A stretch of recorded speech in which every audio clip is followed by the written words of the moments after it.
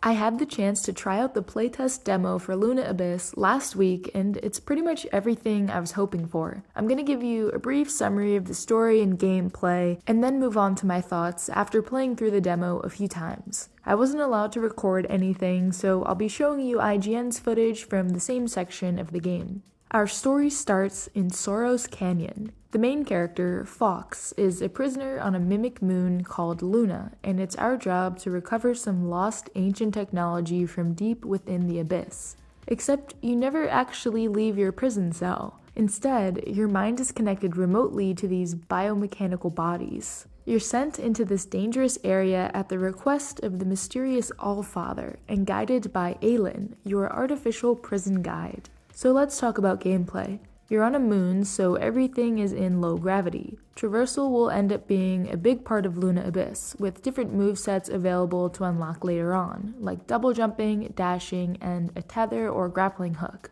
This is also a first-person bullet hell game, but you won't have to worry about aiming because you can hold down the right mouse button to lock onto an enemy. Instead, your focus will be on dodging enemy attacks and getting yourself into a better position. There is also no ammo, so you don't have to worry about running out and looking for more bullets. Instead, weapons have a short cooldown to keep players in the thick of the action. We start with the scout rifle and unlock a shotgun about 10 minutes into the demo. I believe there will be 2 other weapons, and we'll have to switch through them strategically depending on what enemies we're facing. For example, after I got the shotgun, these enemies called Bloody Bones had blue shields around them, which required a shotgun blast to break through them before I could start whittling down their health. Other enemies I ran into, or Adrift as they're called, were these Rawheads, pretty weak but with the tendency to swarm, and the Celebrant, which is sort of like a mini-boss.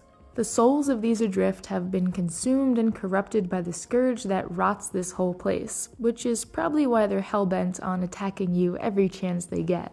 Part of your mission, besides retrieving these artifacts, will be figuring out why this prison was built and what exactly happened there to cause everything to go so wrong. But don't worry, the whole game isn't going to be this dark and foreboding. Some environments you'll encounter later on will be more open, and some even have plants. This area is called the Weeping Meadows, and I love how the color red seems to make its way through every location, kind of tying the whole game together. Luna Abyss is fully voice acted. I only heard from a few characters in the short demo, but each one had a pretty unique personality, and there's definitely some humor thrown in there too. And now for my thoughts. I didn't have any performance issues, just a few small bugs, and I don't have the greatest specs, so that was pretty promising. Combat was fun, and I would have loved to play some more since this was just in the starting area and really wasn't too much of a challenge. I can totally see things getting pretty hectic in fights with more enemies and in a bigger space. Personally, I liked the lock-on feature since I don't have the best reflexes out there, and definitely prefer these movement-based FPS games over more static ones. Since I only had basic weapons and moves, and I was, fighting the weaker enemies, it's kinda hard to make a definitive statement about the combat, but I think it was definitely promising. Overall though, this playtest just left me wanting more.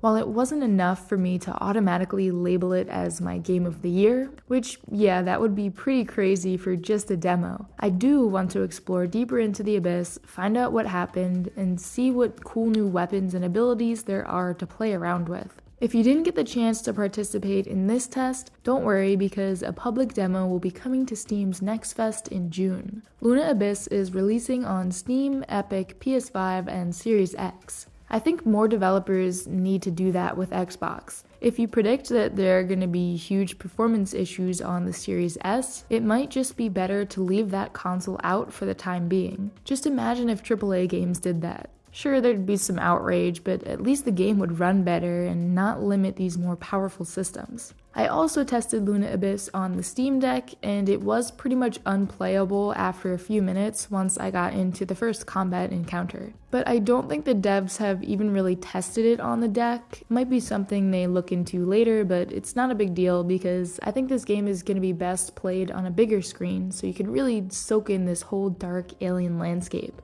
I'm curious to hear your thoughts on the game if you were able to try out the playtest. And for everyone else, why not check out these other videos while you wait for the public demo to come out?